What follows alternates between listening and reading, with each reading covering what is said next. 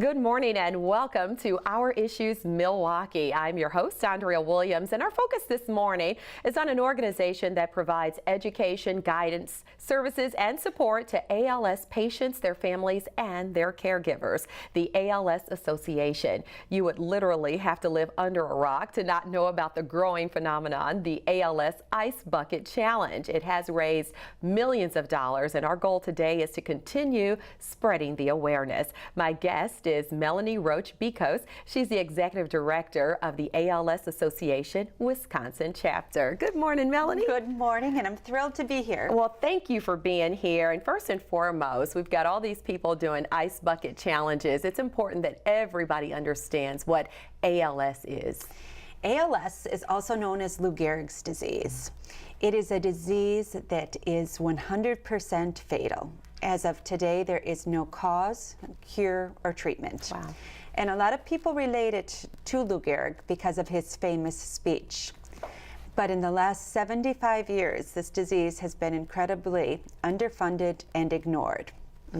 So it is a disease that paralyzes the patient's body. It can start in different areas of the body, but it eventually takes away the things that are second nature to us: breathing, walking, talking, everything that we do on a daily, hourly, minute basis. Wow.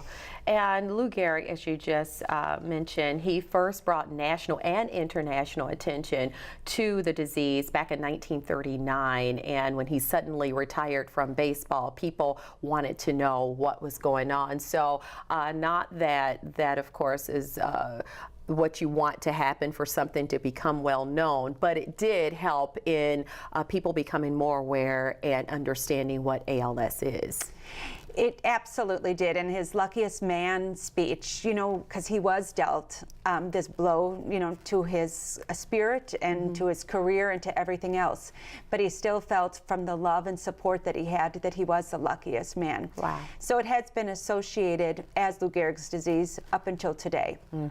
And it strikes people normally between the ages of 40 and 70, and as many as 30,000 Americans are actually living with the disease. So it's important to talk about what it is you do on a daily basis to help individuals who are diagnosed and who are living. And like with so many diseases, when an individual is diagnosed, their families are also affected. So talk more about what the ALS Association, specifically the Wisconsin chapter, does. Well, let me tell you that we are also seeing people of younger ages being diagnosed, 28, 30, 32. Wow. So the age is really going down in terms of patients that we're seeing. The ALS Association is there to make things as normal and as easy as possible for ALS patients and their families. The out-of-pocket costs for a patient that is not covered by insurance in the later part is over $200,000 a year. This is an impossible number for families, in addition to realizing that their loved one is losing all their ability to do the things that they need to do in order to function and work. So we are here as a group that says we will try to do whatever we can through our care services, through our social worker, through our loan closet, through our grant program. We want to build this community around the patient to know that they're not alone. And we will talk in more detail about some of those programs that you offer. But I wanted to make everyone aware, where is the Wisconsin chapter located? It is right in Wauwatosa, right off of Mayfair Road, and our website address is alsawi.org. And a tremendous amount of information has been found in the last decade due to research. And like you said, now you're seeing younger people be diagnosed with ALS, so that goes to show just how important research is, obviously. But do you expect to see, with all of the money that's being raised, the bar also being raised on what you're going to be able to do in terms of research? Absolutely. We are accountable. I mean, we need to be accountable for these monies that participants and supporters have said, we want to get behind you in this fight.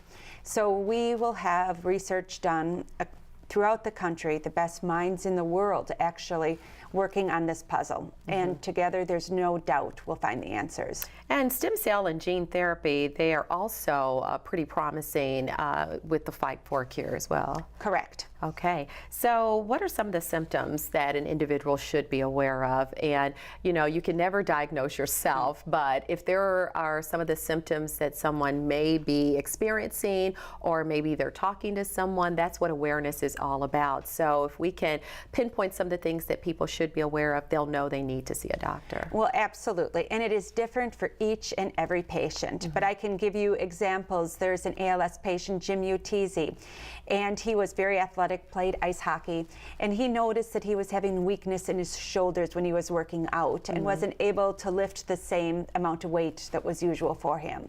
And then he noticed something just in his pinky that kind of wouldn't go away, a weird twitching. There's another ALS patient that lost her battle with ALS, Rebecca Bell Barbie, and she was actually in the subway and her ankle kept giving way.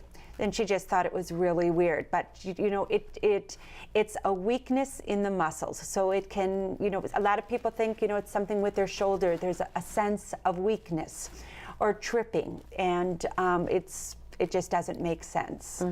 So anything that's weakness in the hand, foot, arm, leg, anything of that nature should definitely be aware of. And then you have some people who have a difficulty in speech, and then something as scary as swallowing. Right, and that's the bulbar type of ALS that actually starts with the speech, and it's more garbled, almost you would say, and harder to understand.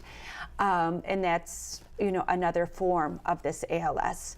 But each patient is completely unique in what the symptoms might be.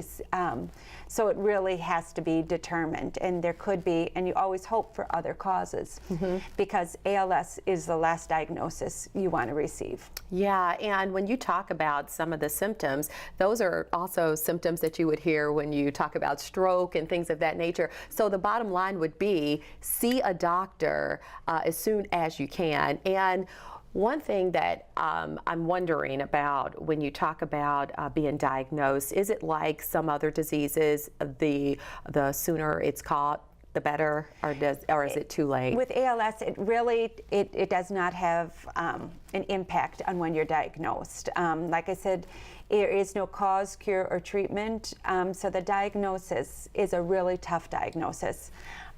It really changes your life from that moment on. Okay, and we're going to soon get into detail about the ever so popular ALS Ice Bucket Challenge, but I would like to talk a little bit more about some of those programs and services that you mentioned earlier that you provide to individuals on a daily basis. For someone who's newly diagnosed with ALS, what are some of the things that you provide to them and their caregivers? Well, the first thing I would tell someone that is newly diagnosed is to contact our ALS chapter. All you need to do is register to be able to receive the services. So that would be, you'd register right online at alsawi.org. This website will really help you become informed about the different services and support that we can provide. And that's what a patient needs. They need to feel, first of all, that they're not alone in this, that they have the community behind them, and that they have a group that can help them sort through the many channels and challenges that this disease brings to a person and a family. No doubt. And then you also provide services to military veterans. And in doing my research, I found that military vets are twice as likely to be diagnosed with ALS. And I found that to be very interesting. Talk a little bit about that. Well, it's unbelievable. And it really is getting the government involved, because this is not just an ALS patient issue or a community issue. It is a government world issue. And these are people that are fighting for our country.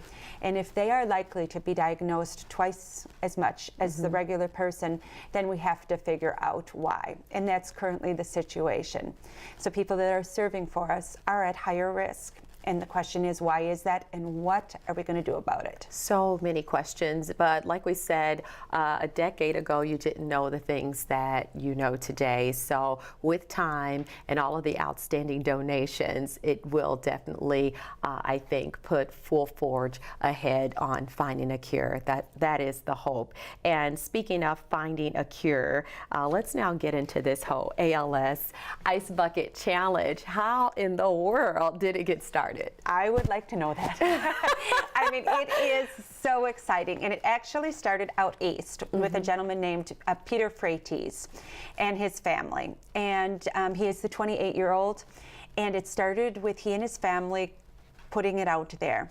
And it has just spread like wildfire. Yeah. It is actually a phenomenon, and there is no model for it. There is no way to describe, and there certainly was no way to prepare. Yes, indeed. So this is the thing. I mean, you work closely with this scenario every single day. So you couldn't have asked for a better campaign ever. No boardroom meeting could have come up with this concept. So when you witness all of these things taking place, how does that make you feel? Well, it's fantastic, and I love what you said. There was no marketing plan. Really, what we tried to do with this is stay out of the way. I mean, and just enjoy the ride, because there was no way to predict. But it is such an honor to be part of this. As I mentioned, for 75 years, we've been ignored and underfunded. And now to be on the front pages, to have the media coverage, to have spokespersons and celebrities across the world taking part and saying this is a cause that we are standing behind and are participating in, it's absolutely unbelievable. Yeah. And I can speak for ALS patients and their families when I say they are so grateful. They are so grateful that it is in the forefront now, where we think it really should be. Now, I kid you not, I was driving yesterday and I saw a personalized plate that said X ALS. So I thought, wow, there it is again. So it's just, then that car could have been in front of me a long time ago, and I've been trying to figure out what is that. So, but I knew. And speaking of, you've got celebrities, politicians, everyday people who are accepting the Ice Bucket Challenge. And I just wanted to give my little cousin Holden his airtime. He's 6 years old. He lives in my hometown of Louisville, Kentucky, but I thought it was amazing when he was on Facebook doing the Ice Bucket Challenge, and he's taken $20 out of his piggy bank to donate. So let's take a look at Holden. Okay. Hi, my name is Holden. I'm doing the Ice Bucket Challenge for ALS, and I accept your challenge, Shelby, and I'm challenging Bailey to do this. And I'm donating. And I'm donating $20.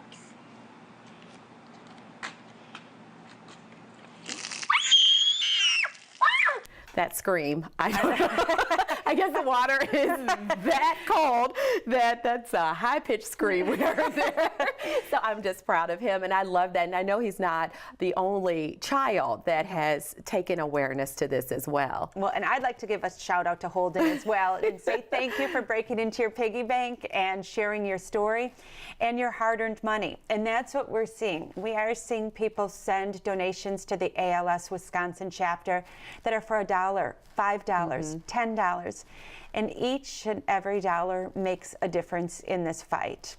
And these people that are participating in this way will be part of the cure. And that's what's so exciting. There's no doubt about that. I want you to stick around because we can talk more about your programs and services and take a look at a couple of more Ice Bucket Challenges. I would love to. When we return to Our Issues Milwaukee, we're going to continue our conversation with Melanie Roach-Bekos.